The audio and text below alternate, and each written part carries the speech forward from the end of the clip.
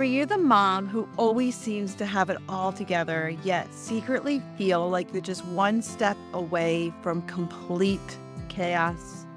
Do you find yourself obsessively planning every minute of your day just to avoid feelings of anxiety? Have you ever wondered if your drive for perfection is actually fueled by fear rather than ambition? Join us today as we dive into the hidden world of high-functioning anxiety among high-performing moms. Welcome to Moms Without Capes, the podcast where you'll get practical strategies for reclaiming your sense of identity beyond motherhood. I'm Ani, and my goal is to help you prioritize your needs and carve out space for yourself so that you can discover who you are beyond your role as a mom. For the longest time, I just couldn't figure out how to get past the piles of dishes and the loads of laundry to do something that didn't revolve around my family. I felt completely overwhelmed and very much unappreciated. That is until I started doing the work to move myself further up on my to-do list. And I began doing things that brought me joy and made me feel like I was an equal and worthy member of my family. I discovered that this was the key to not losing myself in motherhood. And over the years of raising half a dozen kiddos, I can confidently hang up my cape, and now I want to help you do the same. This is Moms Without Capes. Today we're uncovering the struggles behind the supermom facade while seeking to understand why even the most organized and successful moms feel like we are a step away from complete chaos. We're going to explore the fears and the worries and how they drive the need for perfection. And I'm also going to provide you some practical strategies for managing this often misunderstood anxiety. This is a conversation for all moms who are feeling the pressure, but I want you to know that you're not alone, and we're going to uncover this together. Towards the end of this episode, I'll share with you how you can get your hands on a brand new resource that will help you reclaim your sense of self beyond motherhood by lightening the mental and the physical loads you're carrying. So don't go anywhere. Let's dive in and talk about high-functioning anxiety. So it's not an official medical condition. Like there's no mental health disorder in the DSM for high functioning anxiety. Of course, there's other anxiety, generalized anxiety disorder and things like that. But high functioning anxiety is not a diagnosable disorder. This is the anxiety that often appears or hides behind successful and high achieving people. Not moms in particular, but today, of course, we're talking about how it shows up in high-performing moms, aka supermoms. It describes people who can do their tasks well and keep up with daily activities. This anxiety often shows up in people who are performing a lot, right? They are keeping up with those daily activities. They are able to maintain function. But inside, these people are really struggling with a lot of anxiety. It's tricky because it's covered up by a look of being capable and dependable, but it's driven by this anxiety that I'm going to share with you today, how it does show up. It can present as over preparation or perfection. If you're spending an inordinate amount of time preparing for tasks, obsessing over the details that others may not even notice, if you find that you are just getting hung up in all the details and that's stopping you from making progress, right? I'm a big advocate of progress over perfection. And you're avoiding criticism, you are feeling like a fear of failure, and it's stopping you from moving forward because you get set back by all of that perfection or over preparing of projects. It can come out as procrastination. This could be from perfectionism or the desire to be perfect or the fear of failure. The frantic rush to meet deadlines, maintaining a facade of having everything under control when in reality, that is not possible. We always have to look at what we can control and what we can't control. But if you're trying to control it all, coming off as a control freak, you're procrastinating, putting off things to the last minute, that is a sign of anxiety. Keeping a busy schedule to avoid any downtime, not having any margin in your day where you're going from one thing to the next and filling up your schedule. This can lead to burnout and physical exhaustion and mental exhaustion. If you have a constant need to keep everyone happy, you are a people pleaser. This is a sign of anxiety, especially if it's at the expense of your own needs. Where you're not making the space and time to focus on yourself, to practice self care, to do things that bring you joy. If you're always putting other people's needs on top of your own, that could be coming from anxiety. If you're always worrying as well. Despite external appearances of handling everything well, you may be having this internal dialogue where you are filled with worry about future events, about daily tasks, about your relationships. All of this worrying could be stemming from anxiety. So high functioning anxiety, it creates this noticeable gap between how you appear to others and how you feel internally. Externally, it may seem that you are managing everything effortlessly, from maintaining a well kept home and excelling at work to participating actively in your kids' education and extracurricular activities. You may often be praised for your ability to do it all. Beneath this facade of success or this facade of doing it all, you may be grappling with intense anxiety, self doubt, and a constant fear of failing as a parent. Internally, you may be constantly worrying about your child's future. You may be doubting your own parental decisions. You might be feeling overwhelmed by the daily demands of motherhood or your professional life, and it is draining, right? This pressure, this internal struggle is very draining, and it can lead to feelings of loneliness and emotional distress. You might believe that your fears are unjustified. Given your external accomplishments, it even pushes more pressure on you because it creates a disconnect, a dissonance between what you are presenting to the world and how you are feeling inside. It can make you feel very isolated and alone, which is the opposite of what we are trying to create here, what we want to be feeling. So I mentioned the different ways that high functioning anxiety can show up in motherhood.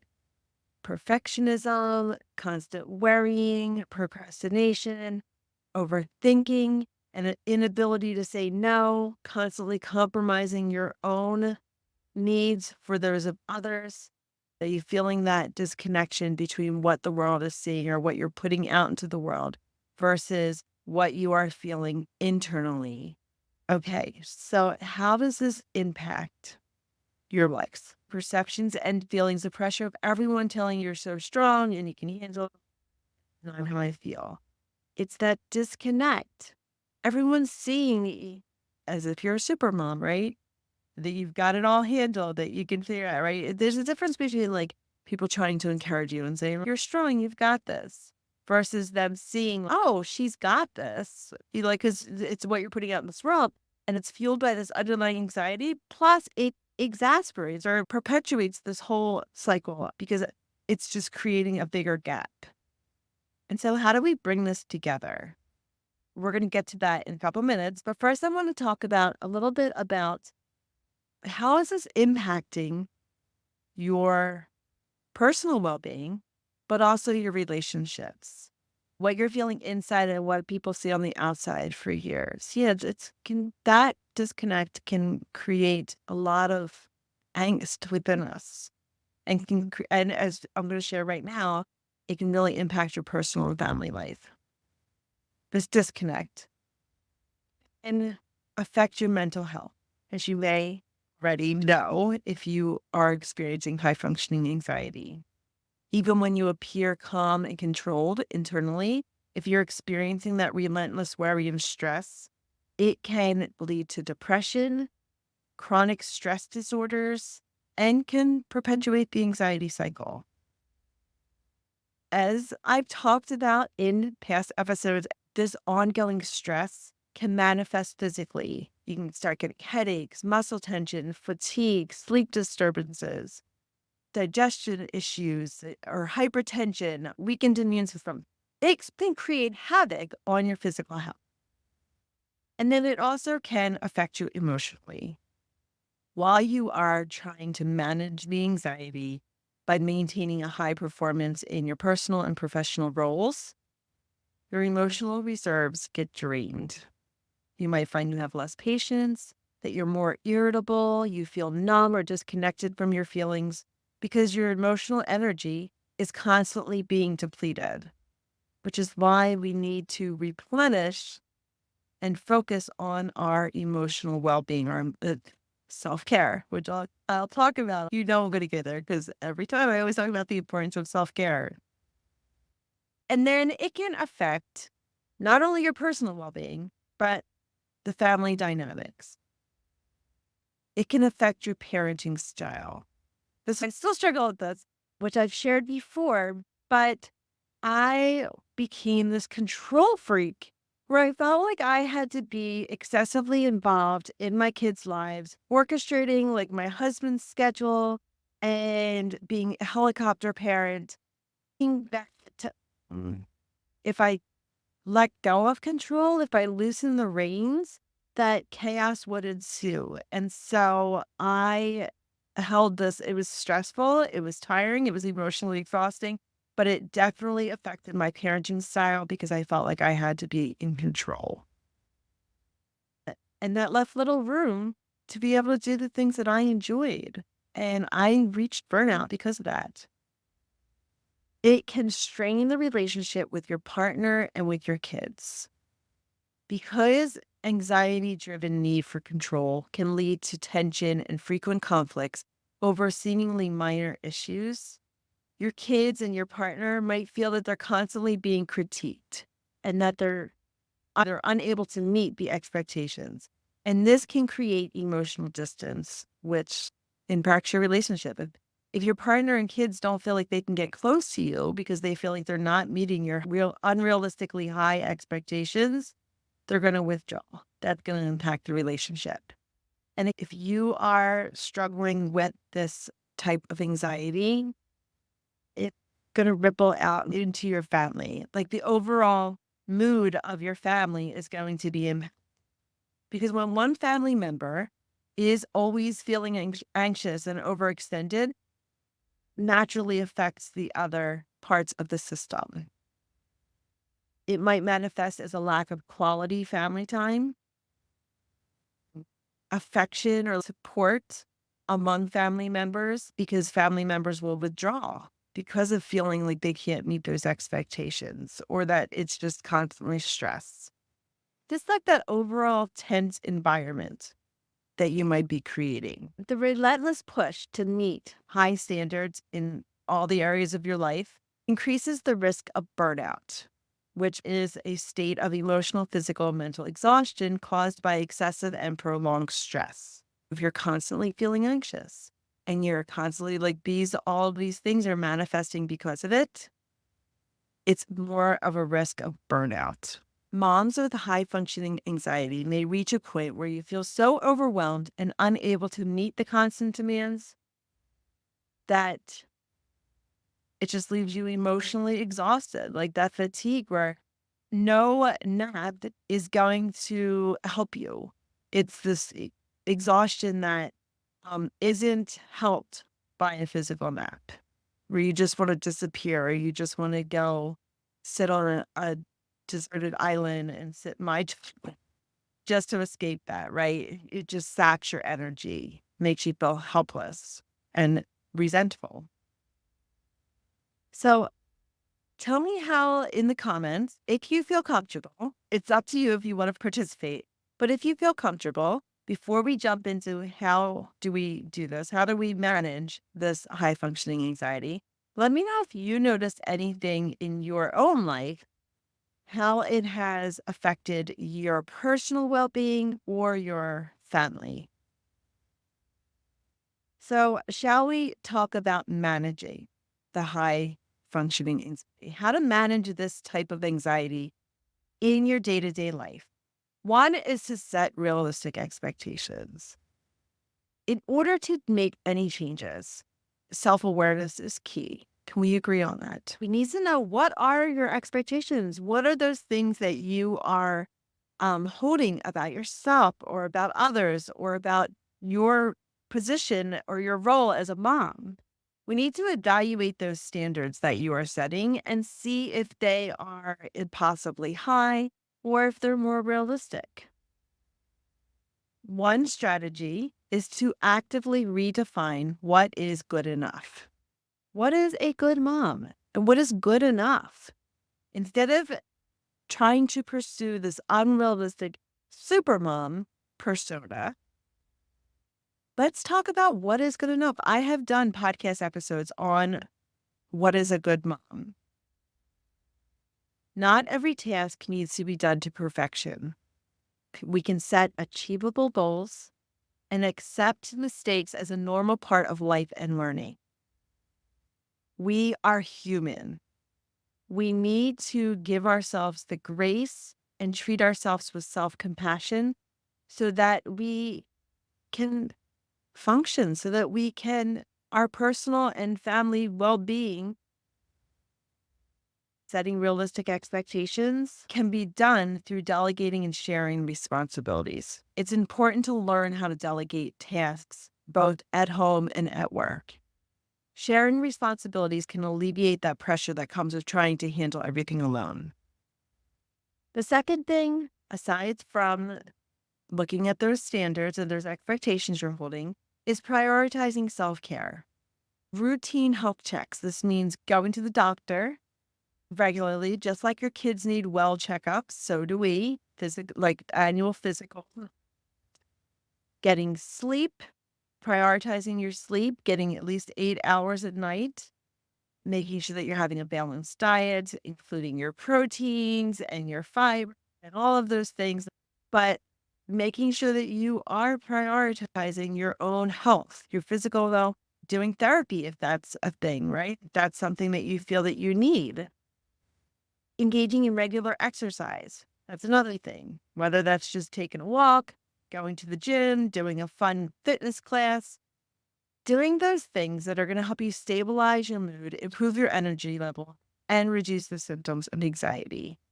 This includes scheduling some downtime in your day, making sure that you are creating some margin for relaxation and leisure activities, reading a book, taking a long bath, practicing a hobby.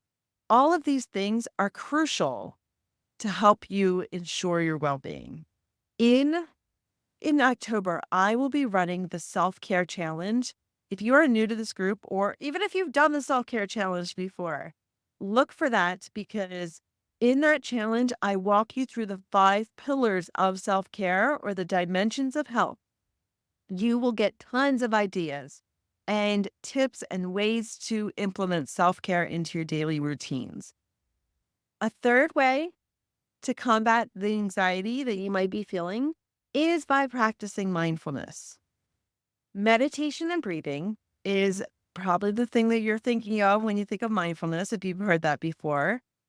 But engaging in either guided meditation or just sitting for 3 minutes. Start with just 3 minutes. Set a timer on your phone and sit for 3 minutes and bring your focus to your breathing.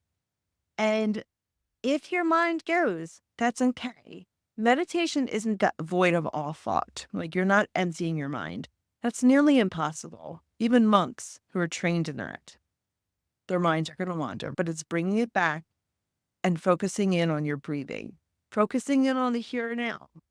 Do a meditation with your senses. Do a mindfulness walk where you take a walk down your street and you actually just notice the trees, the flowers, the grass, your sneaker hitting the pavement, right? Like the things that are in the here and now. That's what mindfulness is, being mindful of the moment. There's also some guided meditations on YouTube that you can use, or take a yoga class. All of these things are meditation or mindfulness practices. If you want, there's a lot, aside from YouTube, use technology. There's other apps. There, Insight Timer is another one that is a great app for some guided meditation. But I know there's a lot more than that. If you are struggling to control your anxiety, a great option is therapy. The stigma's dropping a little bit, and I know there are lots of great therapists out in the world. If you are in Montana, then you're a mom. I offer therapy as a counselor. I do one-on-one individual counseling, but I'm only licensed in Montana. I offer right here in Billings, virtual and in-person therapy. So that's something that you think would be helpful. Reach out to me. But if you are not in Montana and you're seeking counseling, Google it, ask around. Maybe when you go to the annual physical, ask your primary care physician. They may have a referral source for you. Being able to talk through your feelings with a therapist or with a professional can help reduce anxiety, and you can learn some coping skills or some better ways to challenge those irrational thoughts and behaviors that are keeping you feeling anxious. And then finally, getting support, not just from professionals, but from peers and a community. Right here in Moms Without Capes, I offer monthly meetups where you can come and connect with other moms and talk about topics that are relevant to us as women. Only when you engage with others will you help others feel that they're not alone as well, but you'll also get that support that's so important.